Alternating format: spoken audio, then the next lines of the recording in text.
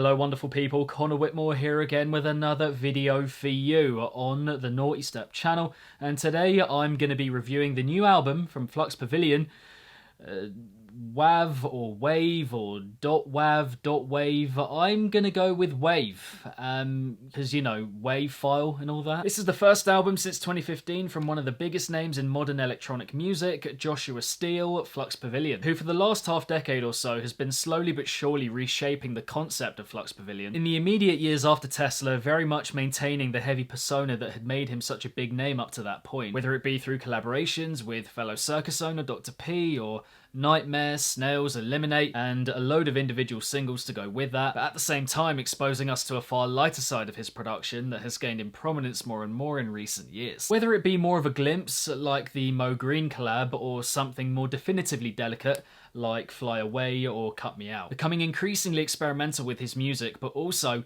in his appearance and presentation to go with that. The outlandish outfits, the Bowie-esque makeup, the instrumentation used in live shows, gradually moving further and further away from the original idea of Flux Pavilion and releasing single upon single from 2018, culminating not only in Wave being out in full, which of course we now have, but also in his announcement as being no longer a dubstep person. Steele signalling this album as the end of one adventure and the beginning of another, a courageous step to take for someone regarded as one of the pioneers of the heavy modern dubstep sound. Something I think I saw coming. You know, I'd heard maybe 2 of these singles before Wave came out in full, and being in full bass mode at the same time, you know, from 2018 or so, with this channel, I heard a couple of them and thought, yeah, he's just moved on. Which is completely fine, and was completely fine when I originally had that thought, just not relevant to what I'm covering here. And people might be wondering, you know, why are you covering it then if it isn't bass music? Well, for one,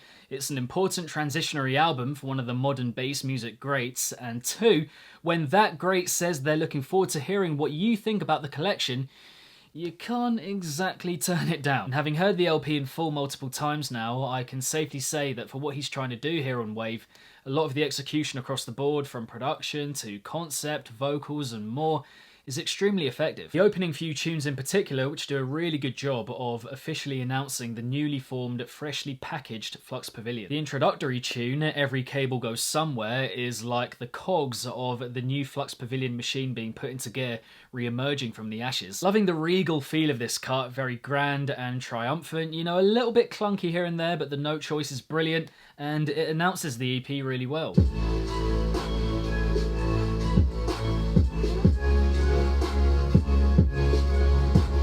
Following that, we have Survive with Feed Me, which is exactly what you wouldn't expect if you've grown up with their respective sounds. But in a significant way, I think that's the appeal of it. Josh, John and Mish re-engaging with the innocence of youth and the fun and freedom associated with that. It's the experience of being a carefree child balled up into one very pleasant song. Track 3, 2025, with What's So Not and The Chain Gang of 1974, I'm gonna have to go out on a limb and say is my outright favourite on the whole LP. The bounce of the beat, the way the vocal slots in, the way it progresses, I mean, how does it not get you moving? It all works. Making all the right choices, not only melodically, but also in terms of transitioning between sections, you know? It's got a motive, and it's genuinely a tune I can hear again and again. What a mad bop.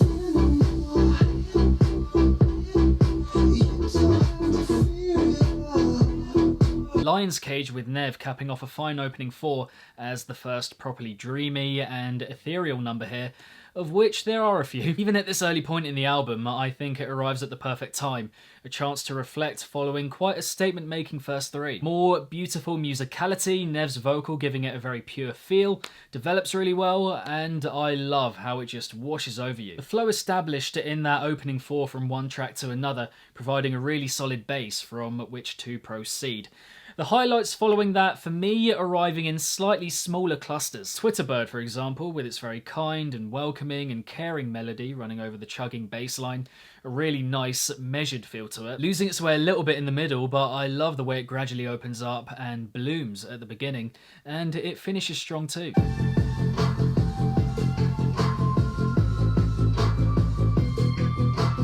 Just after that, we have Breathe, which is another really on-point reflective moment, especially so as at the midway point here. Could have been less vocal at points to let the instrumental breathe a bit more, but generally a stunning delivery to it, and perhaps most importantly, doesn't overstay its welcome. It's the perfect length. Later on in the album, we have a group of three that, whilst each containing their individual drawbacks, come through as some of the best material Wave has to offer. Firstly, Symphony, where the relationship between synths and vocal is just effortlessly good, very well crafted. The heavier moments have quite a skeletal feel to me in the production, and the introduction feels a bit directionless and wayward, but the way that Lena's vocal works in tandem with the overlaying notes we get here definitely carries it through.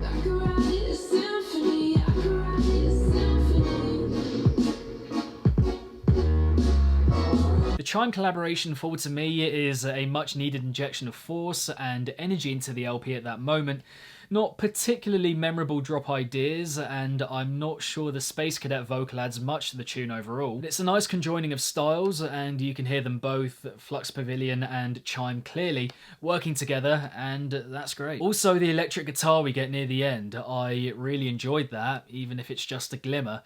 Could have had more of it. Track 13, I Will Stay, has for me the most engaging and immersive introduction on the LP, a kind of shimmering appeal to it. Again, a thing of just wanting more of it. It's halted before it truly gets going. But the rest of it is astutely done, really aware of both its direction from sequence to sequence, and where every note is placed here. A small part of me thinks it's just a bit too long, but by the end it has quite an epic feel to it. A lot of feeling behind the tune, you can tell it comes from somewhere, a particular experience or something similar. I mean, that refrain of I Will Stay from Cheering Breaks, that is heartache in musical form.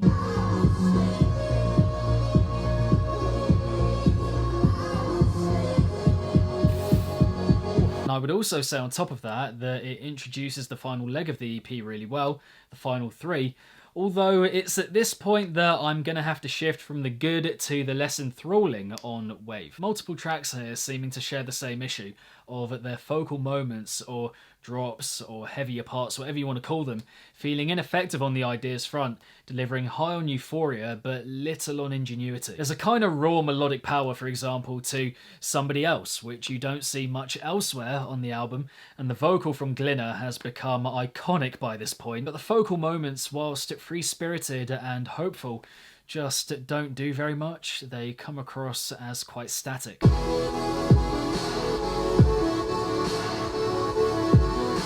Similarly, the closer Love, which I like the underwater opening of, and the sense of grandeur to finish the collection, is appropriate as well. And there's a lot of colour oozing out of it, but again the idea just doesn't seem to go towards anything in particular.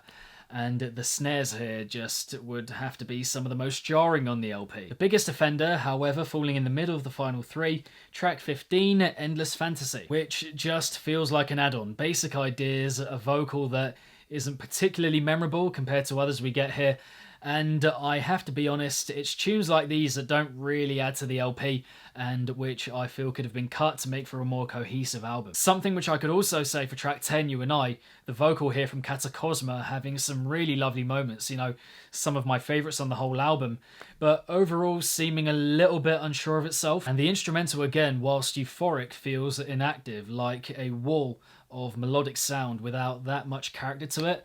Somewhat rushed as well, or, you know, again a thing of over before it gets going. One of a few here where I get to the end and all I can say is, well, it's fine. Similar to I Believe, a memorable vocal from Asher, but the music, it's there, it's present, but it's not doing much. Or Sink Your Teeth In just before that, an agreeable vocal from Drowsy, it's pleasant and vibrant in feel, but flat on invention and spark. Another here with a rushed feel to it. The introduction really grabs the attention but is over way too quickly. Partial fugue in B minor is a pretty cool idea when you realise he's just refashioning a piece of music from Bach. Yeah, but composer, classical musician from centuries ago, Johann Sebastian Bach. But again, it is just too straightforward in the focal points to get that much out of it. However, it is quite rich in sound by the end, so of the tunes I find less captivating here, I predict this one might grow on me a bit. But in saying all of that, can't forget for a second all the good that I highlighted in the first part of the review, resulting in me being somewhere between this new venture has a lot of potential, and he's got a way to go yet before he's showing it at its best. The better stuff leaving me feeling like he's really owning this new direction, with the production, ideas, vocals just functioning together in unison, but the less on point stuff leaving me feeling like he really ran out of ideas at points. The good is abundant on Wave, but as a whole thing there are simply too many tunes here. For it to be so long, I feel like more variation was needed. A good selection of these cuts just sound way too one-dimensional in the important moments. I love how a good chunk of it provides a window into the Flux Pavilion future whilst also having a distinctly nostalgic feel to it. Certain sounds and patches from his heavier past have been weaved into new ideas here, allowing the OG fans to connect with it more. I think most of the vocals here are extremely memorable, which is no mean feat, and for large parts of the album, the management and construction of the music, how it develops, is really good. Not to mention a lot of the musicality here is really on point and cleverly done too, and that is what will keep me going back to it. But I have to reiterate that for how long it is, there's too much here that just doesn't add enough.